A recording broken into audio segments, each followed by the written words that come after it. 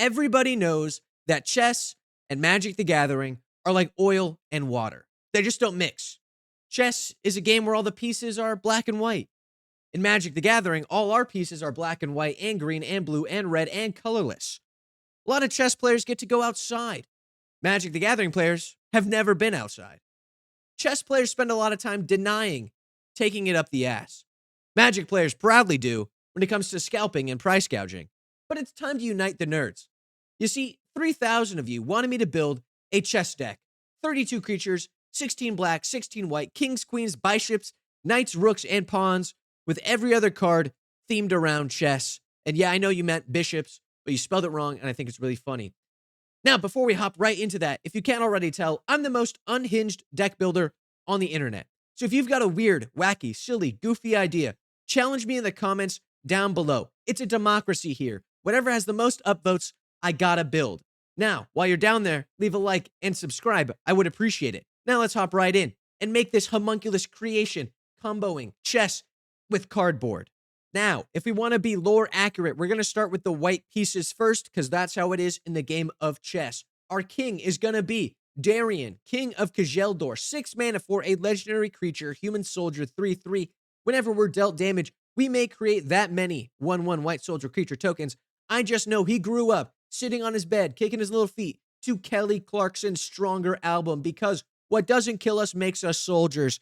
And Kelly has always said that. Now, to follow it up, our queen is going to be Lyndon, the Steadfast Queen. Obviously, queen is in the name, like Freddie Mercury. 3 mana, human soldier, vigilant. Whenever a white creature we control attacks, we gain life, and they're a 3/3. Did I mention that already? I just know she grew up on a bed, kicking her little feet to Kelly Clarkson Stronger, because attacking gains us life, and that's something that Kelly has always been about. Now, white pawns. If we want to be lore accurate, each player starts with 8 pawns, 8 white, 8 black. Let's talk about it. Heir apparent, 1 and a white. We need 8 of them. We can have any number if we want in our deck, but who cares? It's not lore accurate. When this creature enters, create a number of 1/1 white rabbit creature tokens equal to the number of other creatures we control, named heir apparent. Bing, bada, boom, we make a lot of rabbits. And let's be honest, rabbits have always been pawns to the magicians. Am I right? And so it makes sense. It's lore accurate. Now, moving on, the rook is going to be Fire Main Commando and Terranica, a Crowan veteran. You see, a lot of the rooks just sit in the back line doing nothing, especially when I play chess, because I don't know how to use them properly. So, our rook is going to have card draw and indestructible. I like it. Now, the bishops, or bishops as I should say, is obviously going to be Grand Abolisher and Mother of Runes. Let's talk about it. Mother of Runes, obviously, protection. That is what a bishop should be doing. It's a chess thing, because they move diagonally. You protect your king with them against checks and checkmates. And you can tap Mother of Runes to give target creature we control protection from the color of our choice until end of turn. Bing, bada, boom, it just makes sense. Then we got Grand Abolisher. 2 mana, everybody knows this guy. Our turn is our turn, because there's no instant speed moves in chess. So when it's my turn, hey buddy, it's my turn. You shouldn't be able to do anything. I wanted to replicate that. That's why Grand Abolisher is here. Thank you, what a Chad. Now, our horses, or should I say knights, obviously gonna be Knights of the Round. Awesome. And Moonshaker Cavalry. Double awesome. Okay, let me talk about it. Summon Knights of the Round is an 8 mana Haymaker spell. I love this one. It's the best card from Final Fantasy. Indestructible 3/3.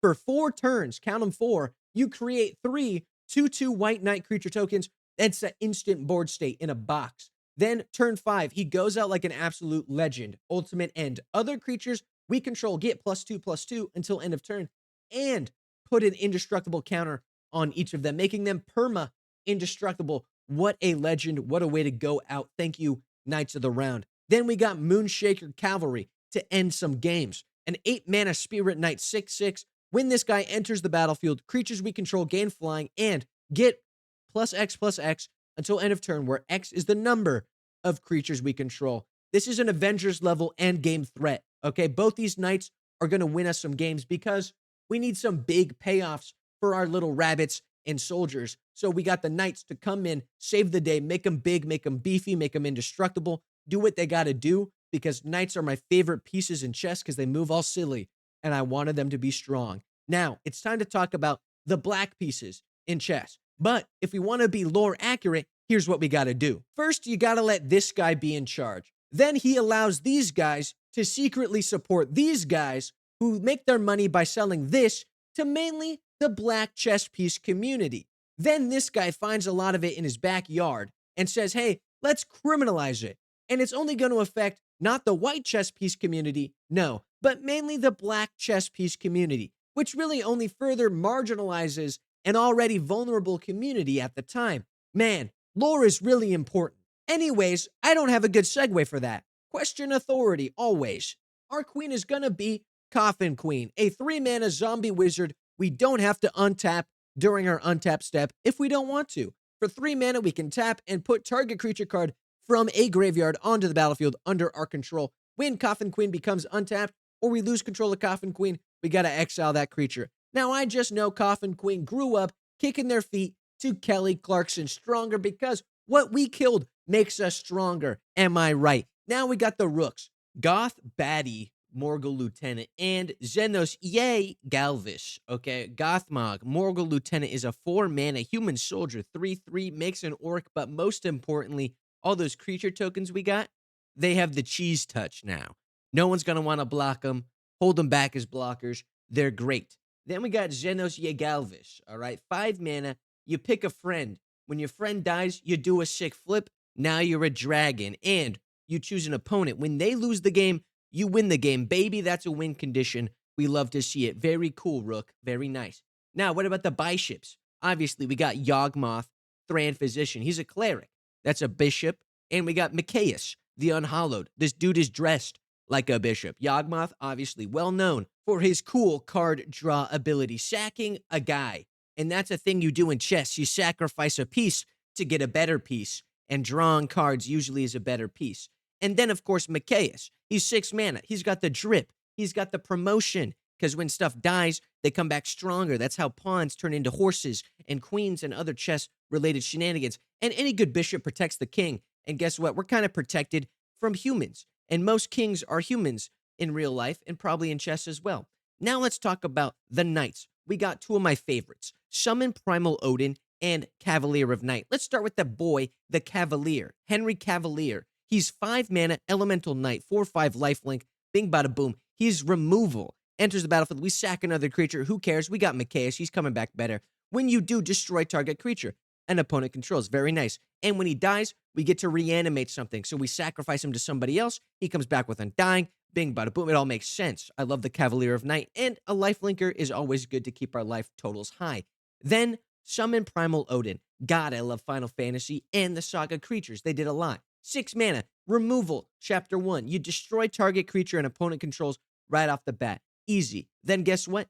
Turn 2. Whenever this creature deals combat damage to a player, that player loses the game. That's a win condition on a card. Get the confetti out. It's great. Now, the pawns. We need 8 of them. What am I thinking? Rats. Obviously, rat colony, 1 and a black. Gets a little stronger for each rat we control, and we can have any number of them. We're only going for 8. So, we get our 8 rats. What are we going to do with that? Can't win with 8 rats. Or can we? M. Night Shyamalan twist. Our black king is Karumanix, the rat king, king of the rats. Let me explain. Pentatonics is a 3 mana, 3/3 Phyrexian rat with Toxic 1, giving other rats we control the Cheese Touch Deluxe. It also is kind of nice. It's like New York Simulator because there might be a rat in our library. That's very cool. Now, any chess player is going to ask, what's the gambit? And that's fancy terms for what's your win condition. They got a lot of funny terms. It's basically memorization. It's a fake game. Now, number 1, we got the Pentatonics rat combo. Number 2, Chapter 2 of Summon Primal Odin, comboed with Shinryu, Transcendent Rival. We pick someone, we hit them with the Odin, they lose the game, they're the chosen player losing the game, we win the game, bing bada boom. Then we got our boys, Knights of the Round, Moonshaker Cavalry. What more need I say? Now, to be lore accurate, I added in Silent Arbiter. He's colorless, so don't get mad at me, because he's not black or white. He just is there to help make the rules of chess more realistic. No more than 1 creature can attack, and no more than 1 creature can block each combat. It's chess rules. Now, if I can't find him, I'm okay with Crawl Space, a 3 mana artifact that says, hey, no more than 2 creatures can attack me each combat. That's not too bad. Finally, Rule of Law says we play chess rules. You get 1 thing per turn, and that's it.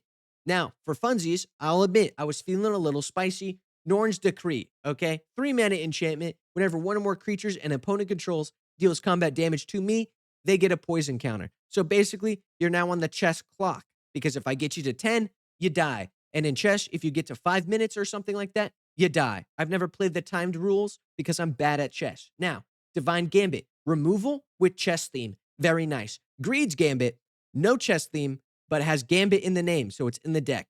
Now, our commander is Tasha, Orzhov Scion, because white and black is really good. And I just know that Tasha was sitting on her bed, kicking her feet growing up, listening to Kelly Clarkson, because let's be honest, we're going to kill things and we're going to send them into exile with the Death Note. And that's something Kelly Clarkson sings about all the time.